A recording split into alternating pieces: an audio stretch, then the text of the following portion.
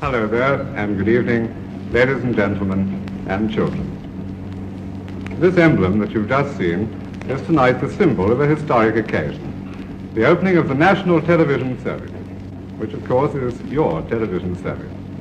And we hope that tonight, and in the weeks and years to come, that you're going to see and enjoy a lot more of it. If you like to draw or paint or sculpt, now is the time, as it would be a great way to express your creativity and find time to decompress during isolation. So we begin the show with our continued look at the works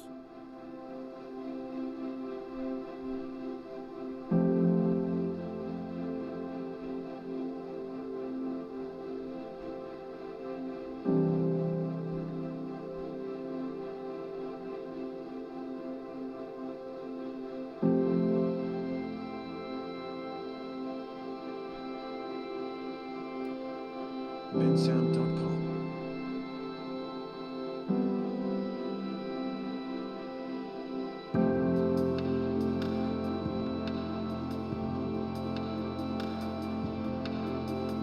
bensound.com.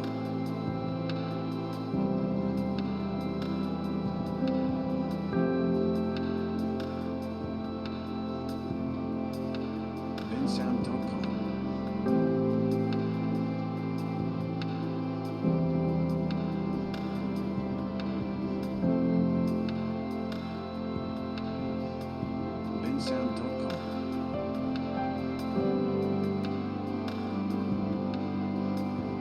Awesome job. Keep up the great work. And since many people are working from home, the dress code has changed. Even though work continues, and for one reporter, people call both the professional and personal side of him. Most of us have lost count of the days we've been in quarantine, working at home in pajamas, forgetting when we last went out. ABC's news reporter Will Reeves might relate, except he seems to have forgotten something slightly more important: pants. Reeves appeared Tuesday on Good Morning America for a segment about pharmacies using drones to deliver prescriptions to patients. But that story took a backseat to the more hilarious one, because at one point, Reeves, who acts as his own cameraman and broadcasts from home, he was positioned so it was quite clear that he was dressed in a suit jacket but no pants. Viewers quickly took to Twitter to call him out. One said, "Ain't no party like a no pants party." "I have arrived," Reeves tweeted back, in the most hilarious, mortifying way possible. But Autumn, Reeve is not the first person to have an on-air mishap while working from home. There have been other ones, such as Professor Robert Kelly, who was interrupted by his two kids during a 2017 BBC interview. And he probably won't be the last. But speaking of covering up, the Earth was starting to expose itself in a very unwelcome way. Rachel has more. The ozone layer, or ozone shield, is a region of Earth's atmosphere that absorbs most of the sun's ultraviolet radiation, and without life on Earth would be very different. Solar flares, man-made chemicals, and other conditions can create holes causing issues. And recently there was just such a hole, but just as suddenly as its first formed, a record-breaking ozone hole has healed.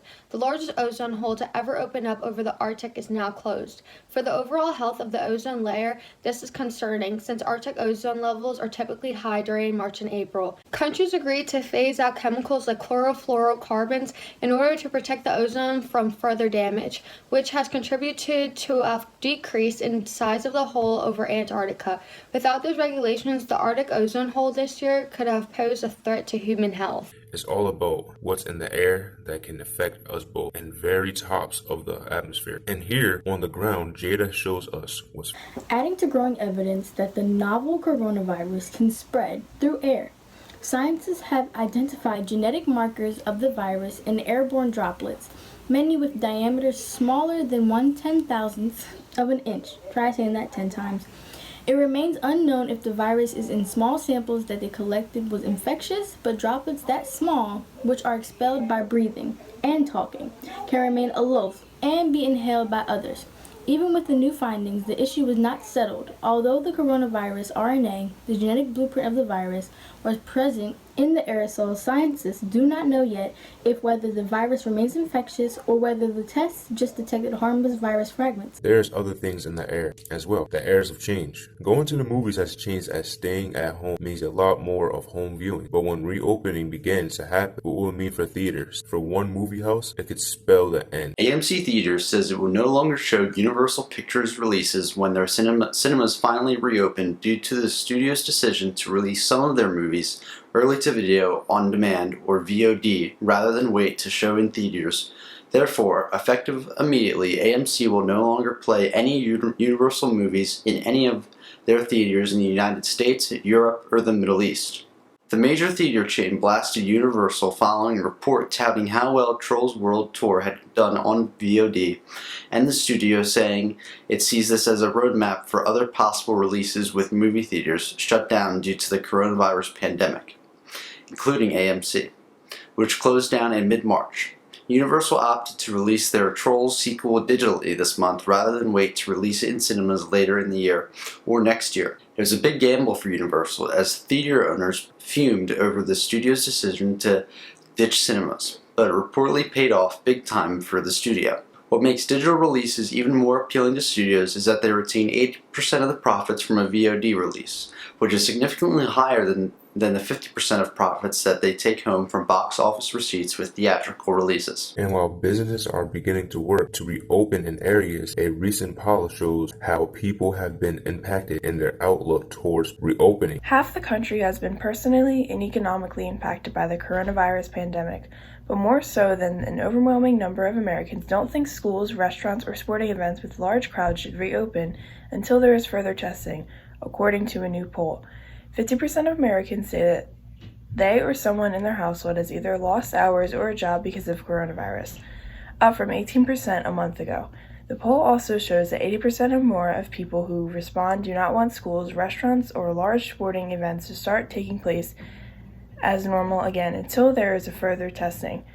And 2/3 don't want Americans to physically go back to work without that widespread testing. Wow, 80%? That's a high number to imagine. This next story you might not believe or you might not believe. There always seems to be those who doubt it, from the Holocaust to the moon landing to 9/11. Healthcare workers, especially nurses, have been rated as the most trusted profession in the United States for the last 18 years. However, now they are under attack, and not just from the coronavirus.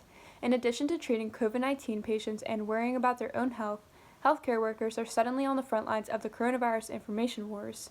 On social media and in person, they're battered with conspiracy theories about Microsoft co-founder Bill Gates, the COVID-19 death toll, and the existence of the virus itself.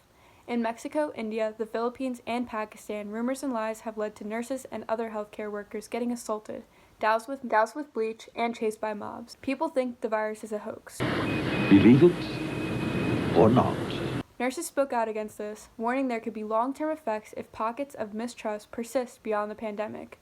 The problem is that if you don't trust your healthcare provider, you're not going to seek medical attention. This really is so much bigger than just the coronavirus. You're creating this sense of distrust with healthcare. Having the facts is the most powerful of weapons to any situation. Having anything less would just be a gross injustice.